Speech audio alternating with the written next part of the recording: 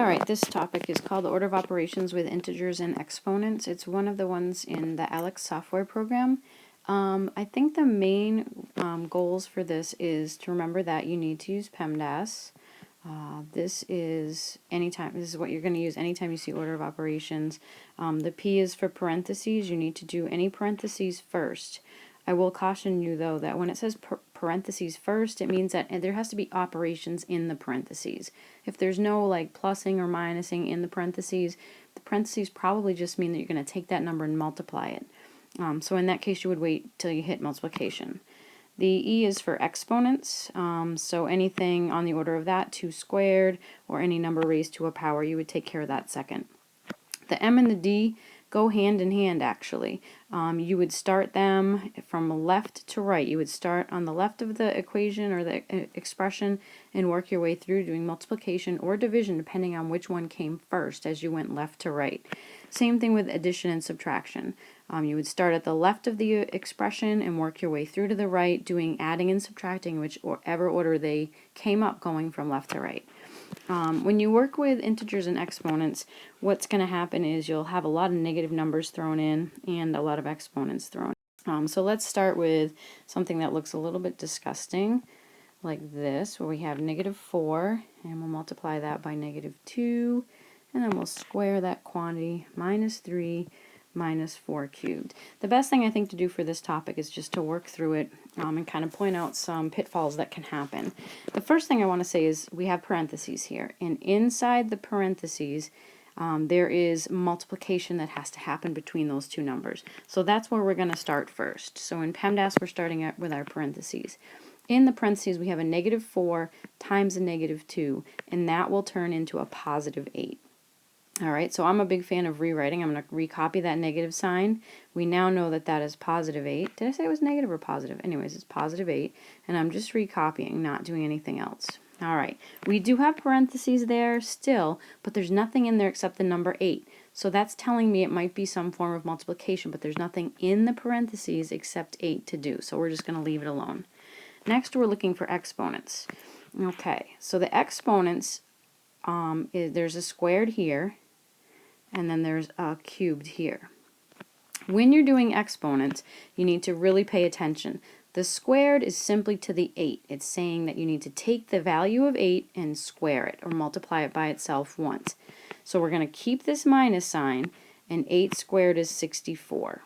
Okay, now we're copying, we're copying, we're copying. Notice that this here is a subtraction sign. It's not considered a -4, so you need to be careful with that. So we're minusing whatever 4 cubed is. So whatever 4 times 4 times 4. 4 times 4 is 16, and when we multiply that by 4, we're going to get 64. Okay, so we've done parentheses, we've done exponents, we're now up to multiplication and division, which we would start from left to right. As I look through and across this expression, there is no multiplying and dividing. We're done with all that. So now we need to move on to adding and subtracting, and we're going to take it from left to right. So I start with the very first two things. What is -64 take away 3? That's going to give us -67. And I copy the rest. And I only have one more operation left to do, and that is -67 minus 64. Since they're both negative, we're going to get a negative answer, and it's basically the same thing as adding them together. So if I go over to the side, 67 and 64, I get 131. So my final answer is -131. Alright, let's do one. I'm going to take another one that's kind of a similar format that has a little bit of grossness to it as well. Let's cube this guy. And then we'll do -1. And let's throw another exponent in. Alright, again, same thing. We're going to start off with parentheses. We do have parentheses, and there is an operation in that parentheses that we need to take care of. Alright, so when I look at what's inside there, I have a -1 times a 3. -1 times a 3 is going to give us -3, so I'm replacing that. I'm copying, copying, copying, copying. Alright, now my parentheses are still there, but inside the parentheses there's just a simple number, so there's nothing I can do with it, so I need to move on and look at my exponents. For exponents, I'm cubing the -3, and over here I'm going to cube a 2. All right, so I'm going to copy that minus sign. I'm going to bring this guy down. What is negative 3 times negative 3 times negative 3? And honestly, the thing that can trip you up the most here is rushing through these. Why not write it off to the side and figure it out? Negative 3 times negative 3 is a positive 9, copying what I have left to do. And a 9 times a negative 3 is going to give me a negative 27. So that's what I'm replacing that with. Copying the minus 1, copying the minus sign. Now I need to do 2 times 2 times 2. 2 times 2 is 4. Times 2 is going to give me 8. Alright, so I have no exponents left. Now what I'm going to do is look for multiplication and division as I go from left to right. So this doesn't look like an overt multiplication. If I was teaching you regularly day to day, I would tell you to look at this sign not as a negative, but as it's saying the opposite of. Another way to look at it is to say that I'm going to take a negative 1 times the negative 27. So either way, if you look at this as negative 1 times negative 27, you're going to get a positive 27. And the first way that I said to look at it would be to say take the opposite of negative 27, and the opposite of negative 27 is positive 27. So whichever way you want to look at it, you should come out with a positive 27. Copying, copying, copying. I can see there's no more multiplication and division to do, so that leaves me with adding and subtracting from left to right. 27 take away 1 gives me 26, and 26 take away 8. There's no signs to worry about there. I am just simply worrying about subtracting, and so I end up with a positive 18. Alright, this one here, I'm going to throw a fraction in here. Let's do negative sign. We'll square that sucker. Let's do this. Plus, we won't make it too complicated. Okay. Alright, so what I'm going to point out here is this negative sign is kind of just hovering there.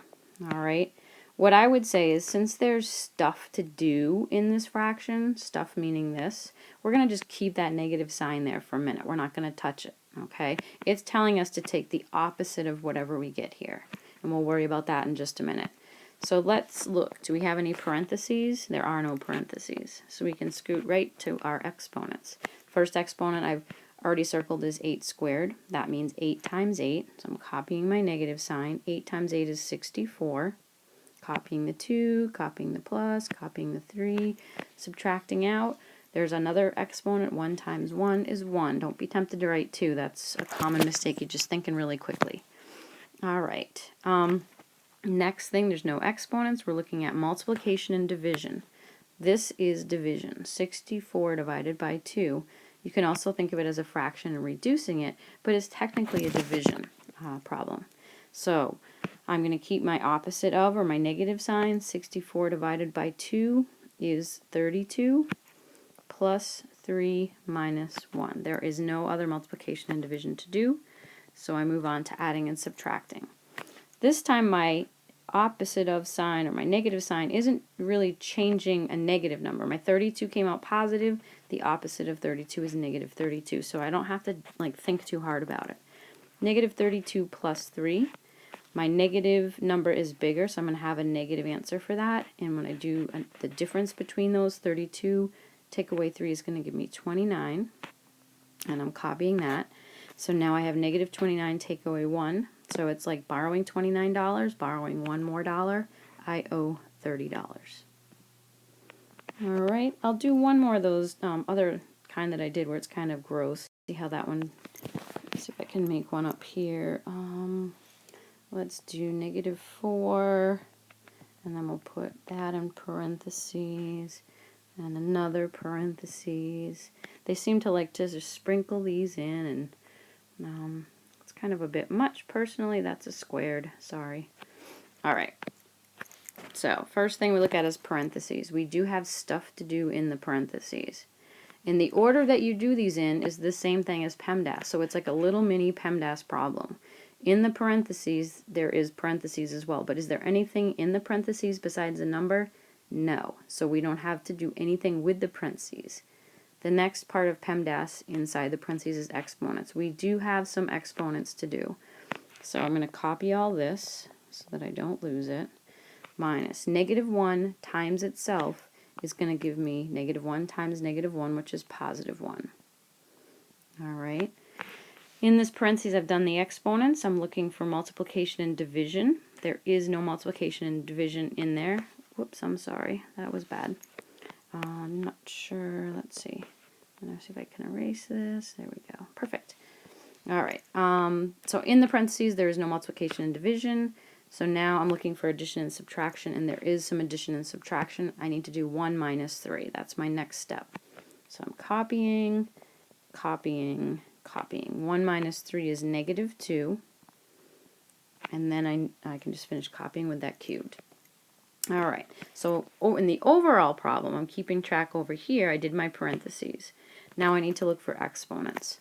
And I do have exponents, and I need to cube -2. So I'm doing -2 times -2 times -2. -2 times -2 is a +4. And when I multiply that times -2, I get a -8. So I'm copying, copying, minus, and I have a -8. Whenever you have minus and negative, boop, boop, I call it the boop, boop rule. They turn into plus a positive. Okay, so I'm going to nip that in the bud. Now I'm looking for multiplication and division, and I do have some right here I need to take care of. A -4 times a -4 is a +16.